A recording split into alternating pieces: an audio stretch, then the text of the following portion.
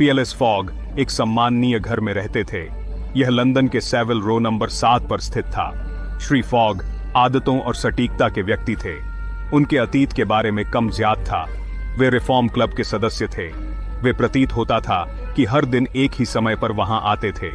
Shri fog एक रहस्य थे, अपने क्लब सदस्यों के लिए भी। वे शायद ही अपने बारे में बात करते थे। किसी को उनके पेशे या आय के स्रोत का पता नहीं था। वे हमेशा बेदाग पोशाक में रहते थे। उनका व्यवहार शांत और संयमित था। अपने संयमित स्वभाव के बावजूद श्री फॉग काफी संपन्न व्यक्ति थे। वे चैरिटीज में अपनी उदार योगदान के लिए जाने जाते थे। हालांकि उन्होंने अपनी परोपकारिता के लिए कभी पहचान नहीं चाही। उनके धन का कोई स्पष्ट स्रोत नहीं लगता था। श्री फॉग आदतों के जीव थे। उनके दिन एक कड़े कार्यक्रम द्वारा नियंत्रित होते थे। वे हर सुबह ठीक 11 बजे रिफॉर्म क्लब में पहुंचते थे। वे दोपहर तक अखबार पढ़ते थे। उसके बाद वे भोजन करते थे।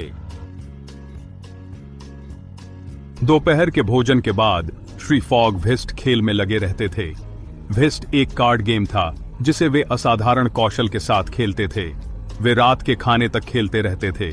यह दिनचर्या अडिग थी। रात के खाने के बाद श्री फॉग फिर से अखबारों में लौट आते थे।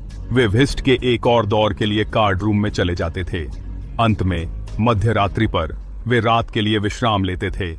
यही उनका जीवन था, दिन प्रतिदिन। एक दिन श्री फॉग को नए नौकर की जरूरत हुई, क्योंकि उनके पिछले नौकर को बर्खास्त कर दिया गया था। नए नौकर का नाम पासपार्टाओ था, जो फ्रांसीसी और साहसिक जीवन जी चुका था, पर शांतिपूर्ण जीवन में बसना चाहता था। पासपार्टाओ सेविल रो नंबर 7 पहुंचे, जहां श्री फॉग ने उन्हें भर्ती कर लिया और सरल निर्देश दिए। उन्हें उसी शाम यात्रा की तैयारी करनी थी, जिससे पासपार्टाओ आश्चर्यचकित हुए, लेकिन सेवा के लिए तैयार थे।